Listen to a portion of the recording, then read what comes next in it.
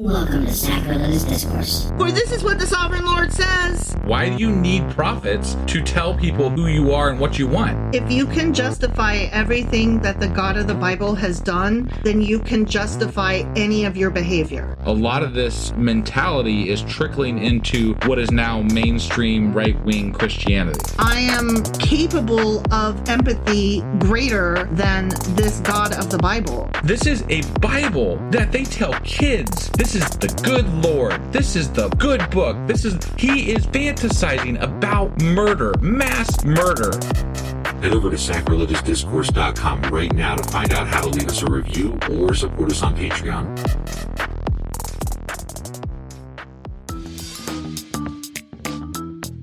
Hey there, sinners and saints. It's your favorite Bible-bashing duo from Sacrilegious Discourse, and we need your help. That's right, folks. We're raising funds for some heavenly equipment and a studio that doesn't sound like it's in the depths of hell. Our current setup, let's just say it's more apocalypse than audiophile. So if you want to hear us dissect the Bible without the background noise of demonic squirrels, chip in a few bucks. We're aiming for $5,000 to upgrade our audio and build a studio worthy of blasphemous banter.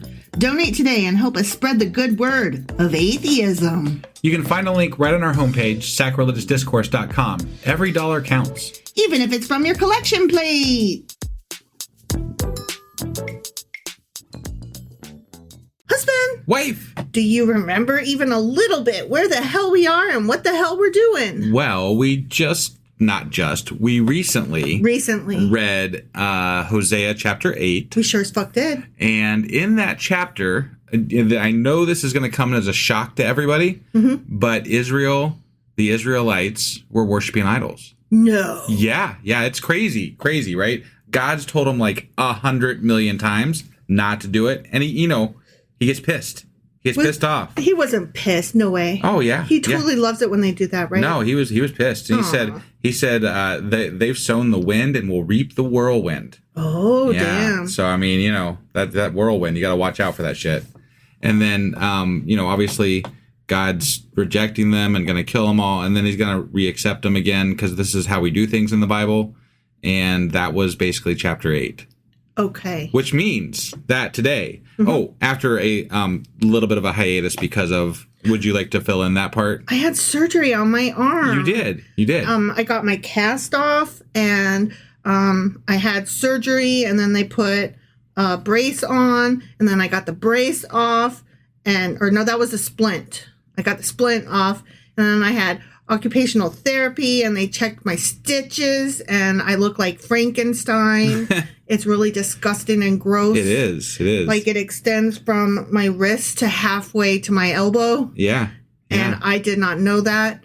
And they had me sit down and lean back when they took it off, because they said a lot of people, when they first see their wound, that they get lightheaded and even pass out. Oh, wow. Because it's all bruised and cut up. Yeah. And I had no idea what it would look like. Right. But I didn't pass out. Good job. Yeah. And so now I just have a brace on. Right. Which you're excited about. I because am. You have fingers again. I have fingers, you guys. And I can use them.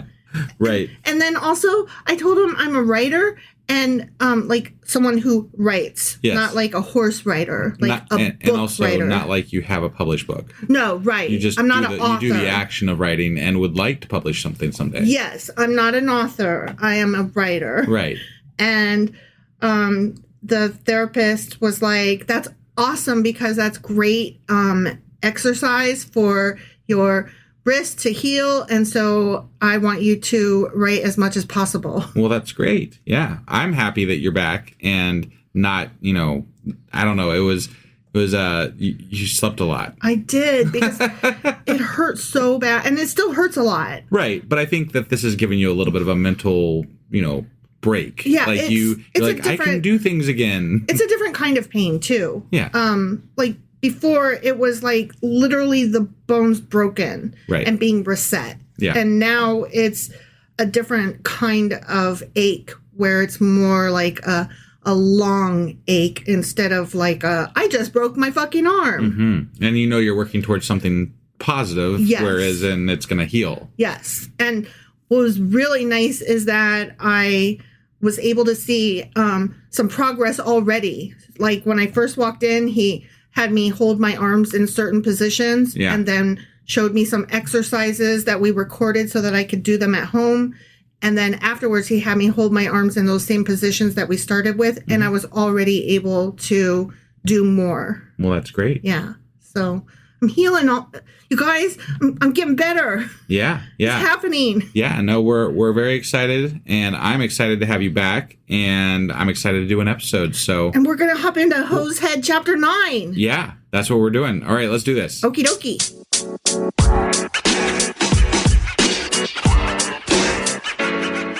All right, we are hopping into Hosea Chapter 9. Or Hosea. If you want. Well, I mean, if you prefer, just for logistic reasons. If you like. For exactness. If you insist. For the reasons. If that's what you need it to be. I don't need it to be shit. I just need to, label it. That's all. Well, I have some bad news for you. Bad news? Why? Yeah, because this shit is the same shit that has been. I probably could have guessed that based on what we've been reading. Like, God hates the Israelites, and the Israelites are such fuck Right, ups. yeah. I mean, that is pretty much how this book has tracked the whole way through, so. So I thought that on certain lines, I might just randomly break into song because I'm feeling very musical inclined. Okay. Like Moulin Rouge or Mary Poppins, okay. Hamilton. Let's try Not Hamilton because I can't rap. Right. You gotta watch those singing too much because then we'll get like copyright things or something. Well, I'm not stealing anybody's tune or words or anything. You are if you're singing it. If I'm singing it, what song am I copywriting from? I thought you just said you were going to sing Moulin Rouge or something like that. No. I said I'm feeling musically inclined. Oh. Musicals such as, and then I was naming musicals. So I was saying if you sing those, but I'm not going to sing. Be copyright infringement. I'm not going to sing those musicals. Okay. I was saying, musicals exist in the world. Here are some. Not that I was going to sing those. I was confused. I'm sorry. I just was trying to explain what musically inclined meant. Got it. Not that I am talented with music, but that there are musicals. Here's what I mean. I thought you meant you were inclined to sing one of those throughout the episode. Nope. Okay. Nope. That's all I was Because I ain't at. trying to get that copyright slap on me. Okay, that makes better sense. Now, we got that hashed out. Yeah, at an understanding. Are you ready to read the fucking Bible? No, I'm ready to sing the fucking Bible. Oh, okay. Do not rejoice, Israel. Okay. Do not be jubilant like the other nations.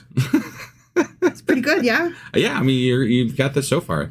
For you've been unfaithful to your God. Could never have guessed. You love the wages of a prostitute at every threshing floor.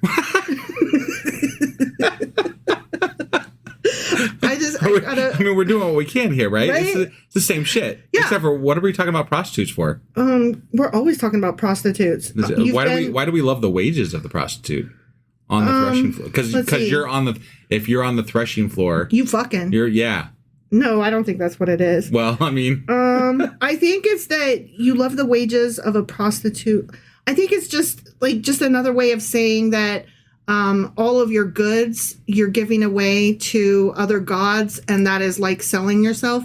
But I mean, obviously, I will check notes later. Right. I didn't really come across anything specific in my precursory glance. Right. But that'll definitely be a question. But I assume just at what we are talking about, what we've been talking about, when they are giving up their goods to other gods, that is adultery, and the other nations are, and the other gods are prostitutes that Israel is paying. Right. So right. It symbolizes the temporary pleasures and material gains associated with the sinful behaviors that God's saying that they're doing and all that kind of stuff. So it's just more of the same bullshit. Right. Yeah. Okay, let's read some, and then I'll just surprise sing again sometime. Sure, yeah, okay. Threshing floors and wine presses will not feed the people. The new wine will fail them. Oh, no, not that. Womp. Because they're not able to grow their wines. Right, because it was the last chapter where they were like not going to have like fruits and stuff like that because God's going to be like, no, fuck you. God's like, fuck those grapes. Right. Fuck this grape, fuck that grape, fuck all of those grapes. Right. These grapes, fuck. They're fucked. Yep. They will not remain in the Lord's land. Ephraim will return to Egypt and eat unclean food in Assyria. They will not pour out wine offerings to the Lord, nor will their sacrifices please him. I see. Such sacrifices will be to them like the bread of mourners. Burr, burr, burr, burr, burr. All who eat them will be unclean, unclean, unclean. I think wife is very jubilant to be back I'm so on the podcast here today. Fucking happy. So you can't know. Like, I've just been and by such, you're getting such a special episode today. Yeah. It's just not even by design. It's just happening. like since my cast and then my brace came off, I've just been, or splint. I keep saying splint and brace wrong. Sure. First it was yeah. the splint. Right. Now I have the brace. Right. Anyway, since the cast and then the splint came off, I've just been like clenching and unclenching my fist just because I can. Like, look at my fingies. Right. My fingies, they moving and doing. They going. This food will be for themselves. It will not come into the temple of the Lord. And I don't blame them. You know, like if God's stopping shit from growing and your wine from making things correct, I'd be like, yeah, I'm just keeping my fucking food, dude. Yeah. So you can fuck right off with your 10%. Do fuck right off. Yeah. What will you do on the day of your appointed festivals? On the feast days of the Lord? What will you do, honey? Stay at home and avoid, having to mingle with your neighbors and eat your food that you fucking made, right? Wait, that's what we do anyways. 2024, nothing has changed. Even if they escape from destruction, Egypt will gather them and Memphis will bury them. Remember, Memphis was a capital city of Egypt. Yeah, but whenever I hear the word Memphis, all I can ever think of is Tennessee. I mean, that is where Memphis is. Right. But no. Okay. It's there's a song by Lyle Lovett called I've Been to Memphis, and it's like one of my favorite songs. Okay. So every time I hear Memphis, that's the first thing I think of. And when we went down to Memphis, I was like, hell yeah, I'm in Memphis. I'm in the place where that song was written about. And then I had what was that stuff called? The jambalaya? No, was it? No. Gumbo. I had gumbo. You did. I had never had gumbo before. It was so fucking great. Yeah. That was some good food. And now, one of my places I've always wanted to visit, and I'm sad that, it got hit by a hurricane, like Katrina kind of ruined New Orleans. But that's one of the places I've always wanted to visit. I know I need to go down there still because I need to eat jambalaya down in Louisiana. Of course. So. Because that's where you eat it. That's where you eat that's it. How you. Yeah. That's where it is. Yeah. But the one I had in Memphis was, I came home raving about it for probably the next 6 months. You're still raving about it. Yeah. This is years later. Yeah. You've never stopped. This is a decade later. Yeah, actually. And I still talk about that goddamn gumbo. Oh my God! When I think back, how long ago that was. We were babies. But you know what? Aww. The best part was that song that I like, the "I've Been to Memphis" song by Lyle Lovett. Now I can say I've been to Memphis. You can. Now when you sing it's really not just to sing. I've been to Memphis. Yeah. So you have. It was great. Yep. That's all. Yep. Oh, remember we stayed in a hotel that across the street, the Beeb was staying at the hotel across the street. No, there was a concert for the Beeb at that. Okay. It wasn't a hotel. There was a concert literally going on. I'm sorry. I have the details confused because I was never into him. And one of our friends was like, it's the Beeb, because we were like, what's happening out there? And he goes, it's the Beeb. The Beeb is here. And we were like, what's a Beeb? And we kept asking everybody. And they were like, Justin Bieber. And we were like, oh yeah. Because he was pretty new at the time. He was just hitting his height. Right. And neither of our kids were into him. Right. At all. Right.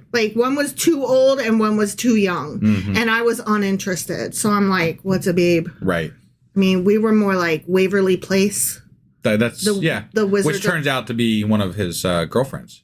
Selena Gomez. Point. Yeah. So, but she's so much. She's way too good for him. Yeah. She's so what much else? better than We're also way off track here. I mean, yeah, we are. But the Wizards of Waverly Place was like the best Nickelodeon or whatever show ever. It was pretty good. Yeah. I loved appreciated it as a kid. I don't know if it was Nickelodeon. It might have been Disney. I have no idea. Probably was Disney. I think they were Disney. Yeah. I think Selena was a Disney girl. Yeah. Disney princess girl. Yeah. Could be. I just call all those shows Nickelodeon shows. Right. Because that's what they are in my mind. Got it. Remember way back when we were kids, Kids Incorporated? That was the original after-school Saturday morning show. Never really watched that. What? Yeah, it was all Sesame Street and Mr. Rogers for me. Okay, listen to me. When me and my sister came home on Saturdays when we came home from school on Fridays, we would fight for the newspaper unless my mom had some reason or another mysteriously bought a TV guide. Right. So it was either the newspaper or every once in a while the TV guide. Yeah, but it was most often. I mean, like for us too. It was most often the newspaper. Right. Yeah. We would take markers and we would box out what we were going to watch the next day, Saturday morning. Same. And I mean, it was always like, I'll let you watch this if you let me watch that. And this is the one we agree that we both want to watch. Right. So there was always one. Yeah. Like, I think ours was like She-Ra or He-Man. I think it was She-Ra during its brief run. I don't remember. I definitely watched Masters, He-Man. I definitely watched that. But so you had a sister. So sisters, and I had a brother, so brothers, and we watched shit like Transformers and Thundercats and G.I. Joe, and we watched the X-Men cartoon. The X-Men show was great, wasn't it? So good. I love that one. It was really good. Yeah, very strong cartoon that appealed to all audiences. And of course, we watched things like the Smurfs. Of course, we had to watch the Smurfs. Did you ever watch the Popples? Briefly, yeah, because we actually did have one year where we got Popples for Christmas. Same. So, yeah, we must have watched the Popples. Yeah, I'm sure. That was fun. Yeah. I know you watched the Gummy Bears. Oh, of course. Because we both sing the Gummy Bears song. Here and there and everywhere. Exactly. I mean, how do you not High watch Adventures them? of Beyond Compare. Right? Yeah. I love the Gummy Bears. The Gummy Bears were pretty good. Yeah. So, we always marked down Kids Incorporated. That was we both loved that show. Got it. So, it was very important. It was like one of those high priority shows. I don't know why, but it was never something that we watched. So, I have no idea. I don't even know when or where that was on, honestly. There was another show that my sister hated, and so I had to give up so much if I wanted to watch this. It was called Kid Video. And it was these people, these like teenagers are in a rock band, right? Okay. And these bad guys are coming to steal their music or something. I don't know quite how it worked, but they ended up getting sucked into the TV, into cartoon land. Yeah. And that's the whole show was them running away from the bad guy producer or whatever in cartoon land. Our childhood really loved the idea of putting real people in cartoons and cartoons, and that was like a thing that happened a lot. Yeah. So, like Roger Rabbit comes to mind, right? Oh my God, that's such a good movie. Seeing the movie as a child versus seeing the movie as an adult, it hits so different. Sure. We really need to watch that again as like middle-aged adults. Yeah. Just to see what we missed. And I don't think the kid has seen it. We need to make kid watch that. I don't know that we'll get the kid to watch that one with us. You know what? If you are like, this is what we're doing, they might. Okay. Especially if we're like, you could just draw while you watch it. Right. Then they'll get sucked in. Right. Yeah. Yeah. That's how we mind control our child. Sure. Okay, let's get back to this. Ready? Yeah. So you've been to Memphis, and that's where they bury, what do they bury? Even if they escape from destruction, Egypt will gather them and Memphis will bury them. They're just going to bury them. Yep. Yeah. Their treasures of silver will be taken over by briars and thorns will overrun their tents. Oh, no. Briars and thorns. Man, that's rough. That sounds like Sleeping Beauty. Briars and thorns. Yeah. Yeah. But they were living in tents, though, huh? Mm-hmm. Okay. The days of punishment are coming. The days of reckoning are at hand. Let Israel know this. Okay, yeah. Because your sins are so many and your hostility so great. So many. So great. The prophet is considered a fool. The inspired person, a maniac. Oh. Maniac. Wow, that's strong words. Okay, listen. When it says, because your sins are so many and your hostility so great, all I could think is like that movie, The Labyrinth. Or Labyrinth, where she's like, your king, my power is as great and my kingdom is whatever. I'm messing up the line. Yeah, and I don't know Labyrinth. I know. And then but at the end she's like, you have no power over me. Right. But I actually do remember that bit, kind of. Yeah. But it feels like it drew from this. Your sins are so many and your hostility so great. For my kingdom is something and my power is great. I don't know. Whatever. Yeah, sure. Okay. I have it wrong. Okay. Yeah. And everybody that's listening to this right now is so mad at me because I get all of the references right. And then just now I fucked up one of the best movie quotes of all time. Well, you did just have surgery, so we'll just blame it on that. That is true. Yeah. Okay. Well, sympathy. Mm-hmm. Yeah. Sorry, everyone. The prophet, along with my God, is the watchman over Ephraim. Yet snares await him on all his paths, and hostility in the house of his God. Do you like that? I can sing church music. What? yeah.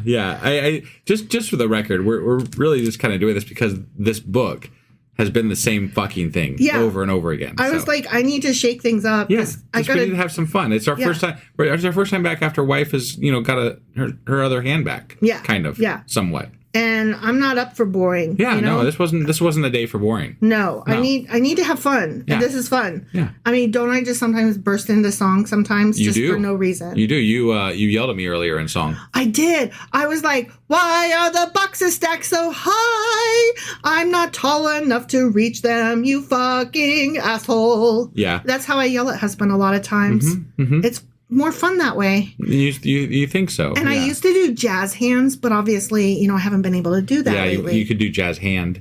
Yeah, it's just not the same. It's not the same. They have sunk deep into corruption, as in the days of Gibeah. Those damn days of Gibeah. Remember those days? Man, those were rough days. They were deep. They were not great. They were so not good. Yeah. Yeah. They had a lot of corruption. They did. Deep.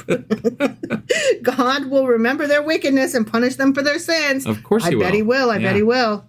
When I found Israel, it was like finding grapes in the desert. When I saw your ancestors, it was like seeing the early fruit on the fig tree. But when they came to Baal Peor, they consecrated themselves to that shameful idol. Those damn shameful idols. And became as vile as the thing they love. I'm so glad you're enjoying this. I don't know what else to do. I'm just kind of like, wife is going to just do this. So we're doing this. I'm doing what I'm doing. It's happening. This is the thing that's going on. Look, here's the thing. This is the thing. Here's the thing. Yeah. We said that we were going to read every word of the Bible. And we are doing it, by God. I didn't say I was going to do it well, and I didn't say I was going to do it without song. Right. So that's true. And to be fair, if we go back, there was a song. Yeah. And we talk about this occasionally. It's like a myth. It's a legend. Yeah. It's a thing. Mm-hmm. There is an episode where we rapped maybe the whole fucking thing. So not good. It was really, I should have just taken it upon myself. I'm honestly surprised that some of our fans make it past that one. I'm like, whew, that one was rough. I'm like, oh, y'all are for real. When I find it occasionally, like every once in a while I find it and I'm like, why? That was, I almost want to delete that one, My God, why? Whatever. I don't mind because every single thing that we have done thus far is just a step further down the path to where we're going. It's like that song, If You Don't Know Me By Now. So, You'll if you didn't know us by then, you were never going to know us. So. But I have to tell you, I hate that fucking song because verse 2, right? Yeah. Verse 2, he goes, don't get a little offended. I don't want to fuss and fight, if I stay out a little late at night. And I'm like, no, excuse you. If you stay out a little late at night as my partner, whether I'm married to you or you're my boyfriend or whatever, as my partner, I reserve the right to say, hey, where you been?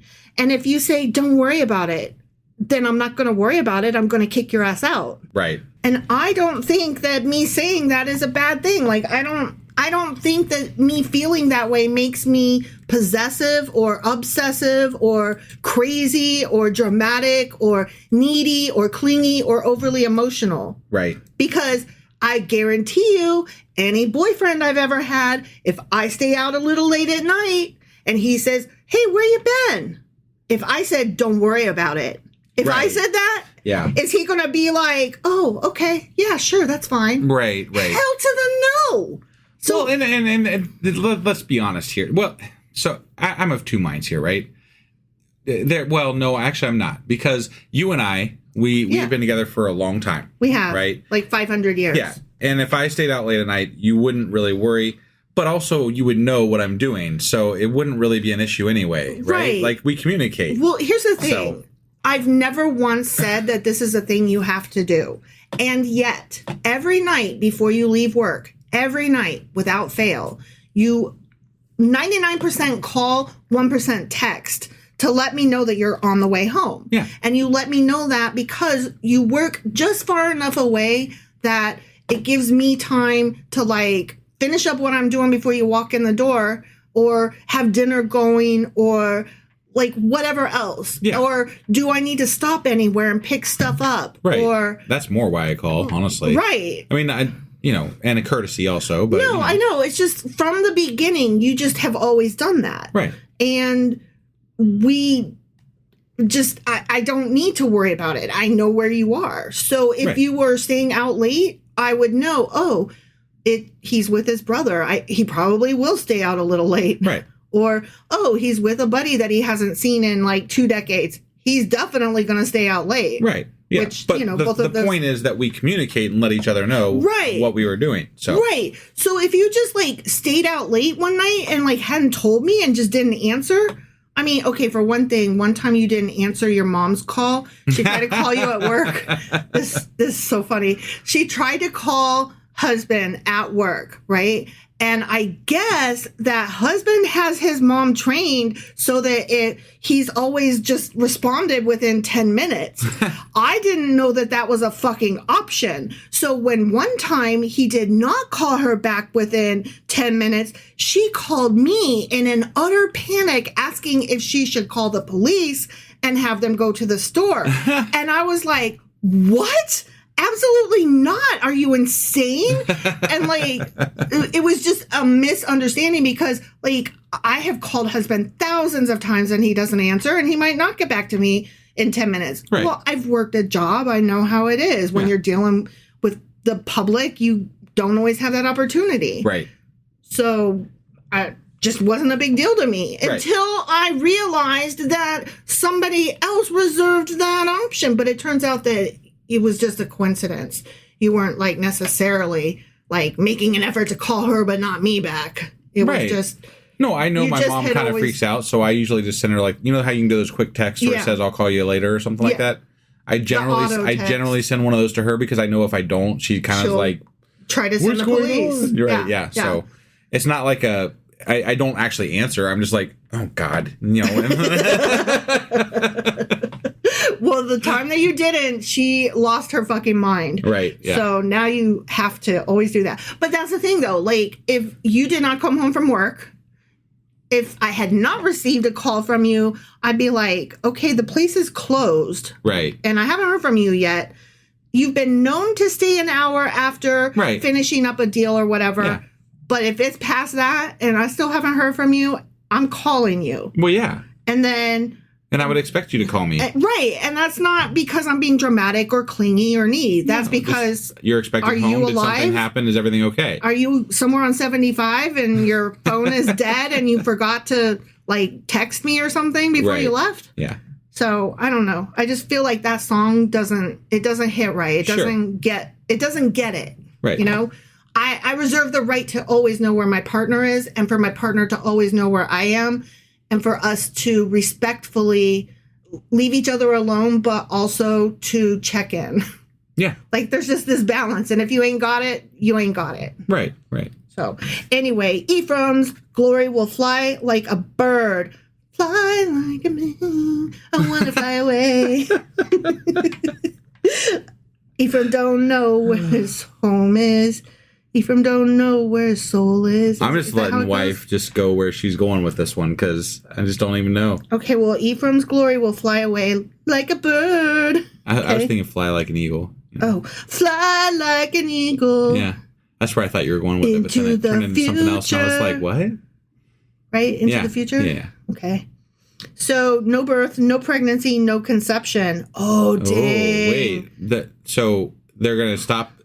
They're gonna fuck and fuck and fuck, and this And is your nothing's gonna happen. This is your time. If all you want to do is fuck, but you don't want babies, and you're out This of is supposed birth to be. This is control. supposed to be a bad thing, right? Yeah, it's a bad thing because they They won't have kids. Yeah, they wanted kids and lots of kids. It was very important to them. Yeah. So a lot of times they were turning to these idols for fertility, right? Right. And so God's like, oh, okay. I'll make you not have kids. Yeah. Right. You wanted fertility? I'm going to take that shit away from you. So not only are you not going to be extra fertile, you're going to be less than fertile. I bet that didn't work out so well. I bet some of those people still had kids. I don't know. I'm just guessing here. Probably. You know? I mean, one would think. Right. Maybe there was fewer. I mean, like right now, like millennials and younger, they are having fewer kids than generations before them. Sure. But that's a different phenomenon. Well, here's the thing, right? During hard times, people tend to not have kids as much, right? Right. So if the world if is God ending or was already, whatever. not letting the wine grow or the grapes grow, for the wine, and things were hard or something, people would probably stop having as many kids, right? Well, famine and disease is going to make people not want to fuck, Right. Yeah. regardless of whether kids are on the table, Sure. Yeah. So, I don't know. Even if they rear children, I will bereave them of every one. Hold on, what? You're taking their kids away? Is that what I'm to Killing understand? kids now to punish the... Okay. Always with the kid That's killing. a really shitty thing for God to do. I love it when God kills kids. Fucking kid killer God. That Yahweh, he's a real kid killer. That's actually a very horrible statement, right? Mm-hmm. Because if you have a child, and God forbid you lose that child, right? Yeah. If you are religious, it could be construed that God took that child away from you for something you did. Or one of your ancestors. Right. And that is just a horrible thing. So let me read that again. How do you take this horrible event and just and turn it on the person as it's their fault, right? That's what awful. people say. God has a plan, meaning it might be your fault. Right, but God's plan includes killing kids to punish the parents. Yeah, but you're just a stupid worm human. You don't know. That's fucked up. The ineffable plan is just so big your mind can't grasp it. Oh, I grasp murder pretty well. It's not cool, man. I'm sorry, but it's for the greater good. You can't know. It's just not. You can't know. It's the Charlie problem. No, this is a God problem. Yeah, so let's just read verse 12 again. Yeah. Even if they rear children, I will bereave them of every one. Woe to them when I turn away from them. When you piss me the fuck off and I turn away, I will kill all your children. Right. That's what that petty fuck just did. Yeah. Speaking of dramatic, clingy, needy, and overly emotional, like what we were just saying that women are from that song, Right. No, that God is all of those. Yeah, that's absolutely Gross. Just messed up. I have seen Ephraim like Tyr planted in a pleasant place, but Ephraim will bring out their children to the slayer. Give them, Lord, what will you give them? Give them wombs that miscarry and breasts that are dry. Jesus. Because of all their wickedness in Gilgal, I hated them there. Whoa, God hates people? I think this is a dude saying this. I think this is Josiah. What? Josiah is saying... Why is Josiah anything in this chapter? This is Hosea. That's what I said. No, it's not. I know. But let's pretend that's what I said. But Hosea is supposed to be speaking for God, though, right? Yeah, but that previous, like, verse 12 and 13, I believe that's in side quotation marks, so I think that was God, but now this is Hosehead talking. Well, it's very convoluted at the very least, and based on the fact that he's killing people's children to get back at them, him hating them would be, believable in my mind as well, so... Yeah, I just honestly, I can't who fucking tell. knows, right? I can't tell because a lot of these... Ultimately, it doesn't matter because God's not real. Right. But when we're talking about reading the Bible and responding to people about what is in the Bible, it matters a little bit, but not too much when we're already talking about God killing children. So, it's true. That's just semantics at that point. Right. Like, you killed children, dude. Yeah. Yeah, I don't know if this is God or Hosehead talking, but like you said, it doesn't matter. Because of all their wickedness in Gilgal, I hated them there. Because of their sinful deeds, I will drive them out of my house. This is God talking. I will no longer love them. All their leaders are rebellious. Jazz hands. Wife did jazz hand. Hand singular. Yeah. Ephraim is blighted. Their root is withered. They yield no fruit. Even if they bear children, I will slay their cherished offspring. Whee! There we go, killing children again. I love killing children. Man. Dead babies is so fun. Right? No, not at all. No. We don't eat babies? No, I and thought- we don't kill babies. I thought that's what atheists are renowned for. It almost seems like maybe the Israelites did that because they wrote about it so fucking much. Right? Yeah. They love talking about, hey, let's kill children. I think that they just hated anybody that wasn't like them. They were very xenophobic. Yeah. They did not like other cultures. Mm-hmm. They only liked their own people, right? And even at that, they didn't like all their own people. Right. And to be perfectly honest, the way that they talk through their God, through the Bible, through these words, right? Mm-hmm. It seems like they're more hateful than some of the other cultures that conquered them at some point. Yeah. Yeah. Like they are not good people. No, they were just like all of the other nasty cultures that we learn about, like some South American cultures that they threw their children on the fire at the top of the fucking pyramid, and I forget whatever. All those fucking places, things, cultures. Yeah. They seem as bad as those. Right. Is all I'm trying to say. Yeah. All these. I mean, they didn't sacrifice children, but they would kill them if they turned away from God. Yeah. So. I mean. That's bad. That's not good. And apparently sometimes they did when they turned away from Yahweh and they turned to these other gods, they did kill children. I mean, they're saying God did it, but, if, whatever. It depends. They were at least okay with children dying for their God, at the very least. Absolutely. Yeah. My God will reject them because they have not obeyed him. They will be wanderers among the nations. There we go, spreading them out and moving them along. The end. Oh my! Wow! What? That was a treat. That was quite the performance. That was a treat, and you fucking know it. You know what? You're welcome. That's what. Yeah. I couldn't. Yeah, you mentioned it earlier, but I couldn't help but think of Moana when you said that. Moana. You're welcome. Whatever, that bit. Yeah. I'm not doing it any justice there. No, so. that was the best part of the whole movie. Right. The You're Welcome song. That's a pretty good song. Yeah. I fucking laugh every time I hear it, and every time I think of what's his name, The Rock, singing it. Yeah. Dwayne The Rock Johnson. I guess he doesn't even use The Rock anymore. No, it's just Dwayne Johnson. Yeah. Yeah. Yeah, but I've heard he leans right wing. Okay, what I've heard most is that he tries to stay unpolitical because it's the smarter business move. Right. But that when he has spoken up every once in a while, that he leans right wing. I see. And that makes sense because he's a rich fuck. Yeah. And a wrestler. There's a lot of rich people that aren't, right wing.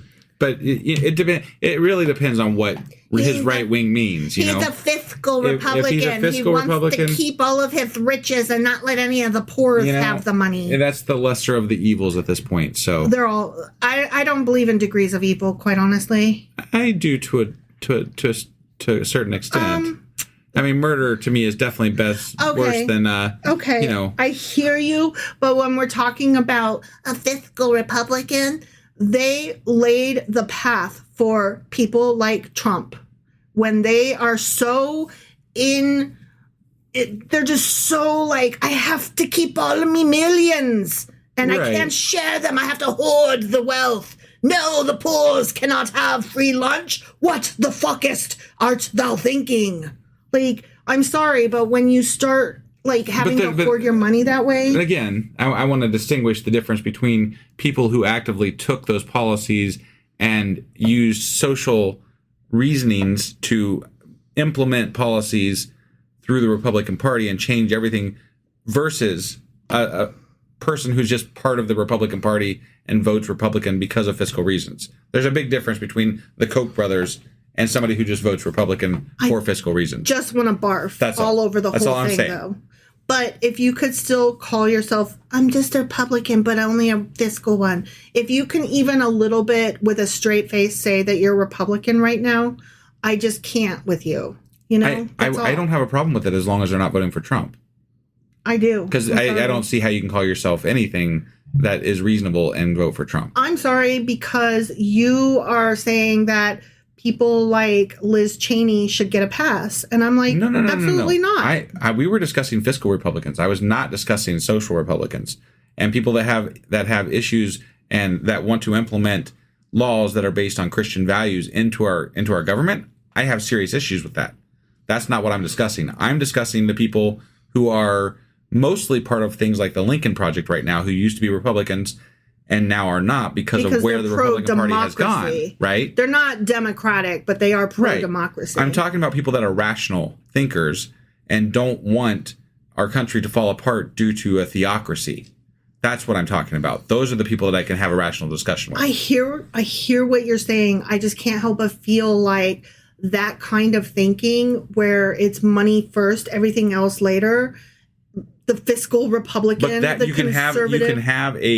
You can have a conversation with that person that is not based on emotion as much so as with social policies. I agree with you, but I still feel like that kind of way of thinking about policies is still what helped pave the road for somebody like Trump to eventually come down the pipe. It absolutely did in our current government, in this current world that we live in, and the way things worked out.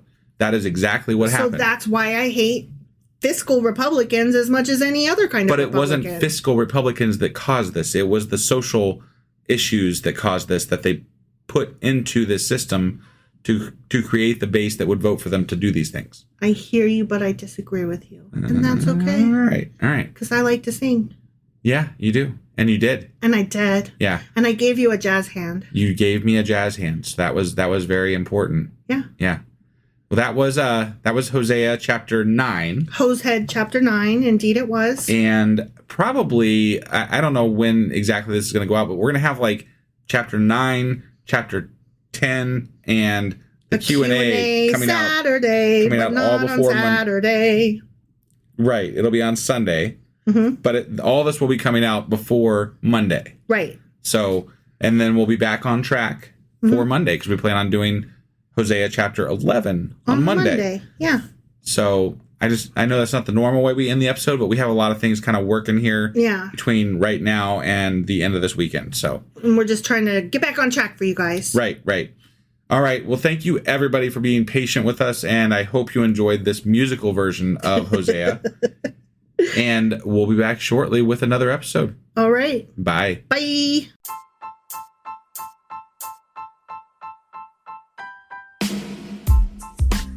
Hey, wife, I guess that's the end?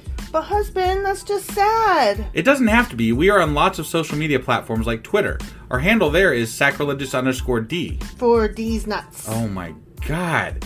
Stop doing that. Anyway, we're also on Facebook, Instagram, and Pinterest. There's a link to all of our social media sites at our website. Ooh, we have a website? Yeah, it's sacrilegiousdiscourse.com, where you can also find a link to our merch shop. We have a merch shop? Yep. We have podcast-themed clothing, mugs, notebooks, and more, as well as an atheist and science-themed products. Wow, our fans should really go check that out right now. Definitely. They can get in touch with us by sending an email to sacrilegiousdiscourse@gmail.com. But before they do that, we could really use some help. Oh yeah? With what?